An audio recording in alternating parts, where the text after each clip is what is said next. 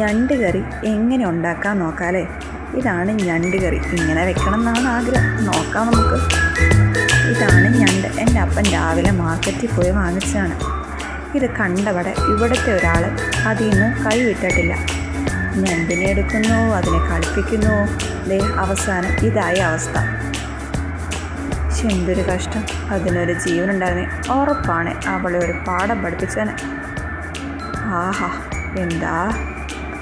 അങ്ങനെ എൻ്റെ അമ്മ വേഗം ഞണ്ടിനെ ഒരുക്കാൻ തുടങ്ങി.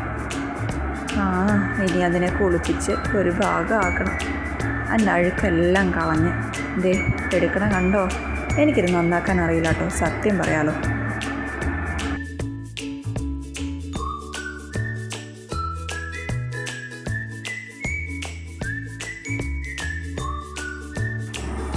ആവശ്യമായ സാധനങ്ങളാണ് ഈ ഇരിക്കുന്നത്.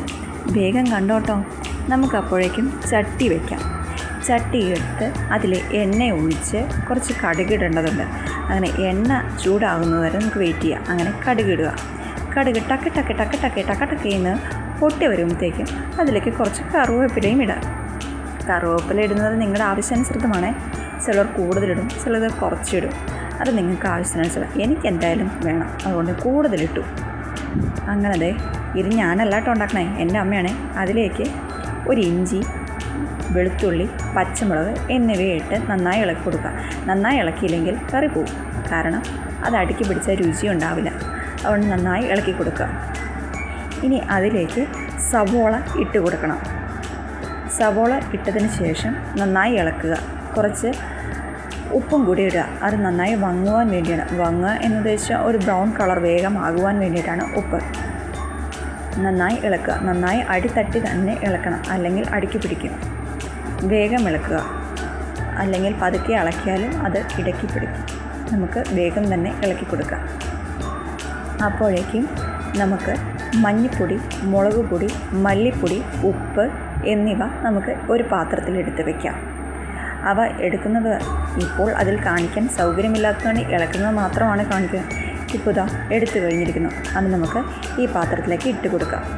സവോളകൾ എല്ലാം നേരെ വെച്ചതിന് ശേഷം അതിലേക്ക് ഇട്ട് തക്കാളി ഇട്ട് കൊടുക്കാം. നന്നായി വഴറ്റുക. ഇവയെല്ലാം ഇട്ട് നന്നായി വഴറ്റിയതിന് ശേഷം നന്നായി അടിയിളക്കി തന്നെ ഇളക്കാൻ ശ്രമിക്കുക.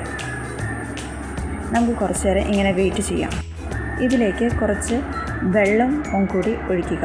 വെള്ളം തിളച്ചതിന് ശേഷം ഓരോന്നായി നമുക്ക് പെറുക്കിയിടാം. കൈയും കാലുകളും എല്ലാം ഇടുക. നമ്മുടെ കൈയും കാലില്ല, ഞണ്ടിൻ്റെ. ഇനി ഇത് തിളച്ച് വരുമ്പോഴത്തേക്കും ഇതിലേക്ക് തേങ്ങാപ്പാലും കൂടെ ചേർക്കേണ്ടതുണ്ട്. നന്നായി ഇട്ടതിന് ശേഷം മൂടി വയ്ക്കുക. ഇതാണ് അവസാനം. ഇങ്ങനെയാവും കറി. എല്ലാവരും കഴിച്ച് വീഡിയോ ഇഷ്ടപ്പെട്ടാൽ ലൈക്ക് ചെയ്യാനും സബ്സ്ക്രൈബ് ചെയ്യാനും മറക്കരുതേ.